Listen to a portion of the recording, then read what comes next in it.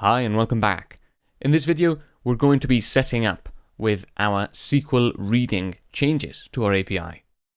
The first thing I've done is I've copied all of the code from the last section, section 4, and I've put it in a new folder.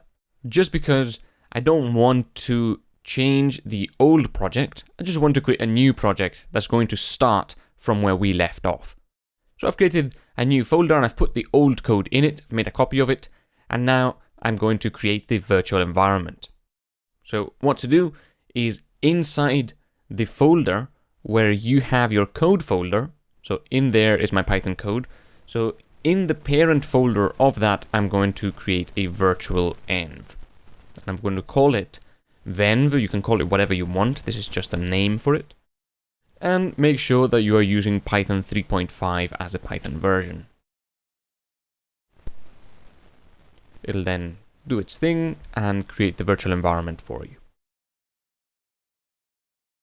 Now, because this is the same project as the last section's project, we're going to need all of the libraries installed that we use in the last section. So, source them bin activate.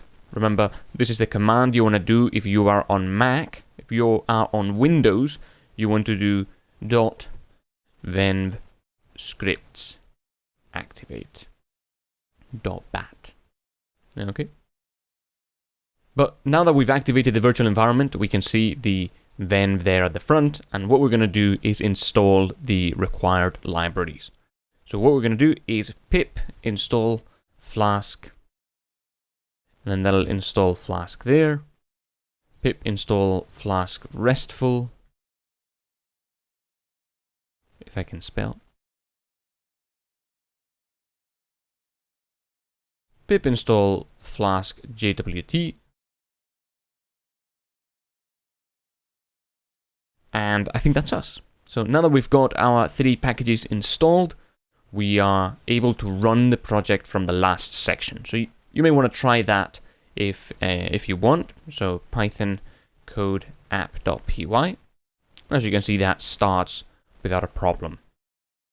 Now I'm going to stop it because we're going to be making some pretty interesting changes in this section. What we're going to be doing first is we're going to allow the users to sign up. So that's going to be the first change. We're not going to touch the items or the item list. The first thing we're going to add is the ability to sign up users. Now, we could have added the ability to sign up users in an in-memory database just like we have our items, and then as soon as we exited the application, we would lose the users. So we could have done that, and we know how to do that. We just create a list of users and then append a user to it. However, what we're going to be doing is we're going to be saving them to a database. And in this section, we're going to look at a SQLite database. But Python comes in with built-in support for SQLite, so we don't have to install any libraries for that. Now, in the next video, we're going to get started looking at how we can use SQLite outside our API, and then after that we will integrate SQLite with our API. So first of all, let's look at how SQLite works. I'll see you in the next video.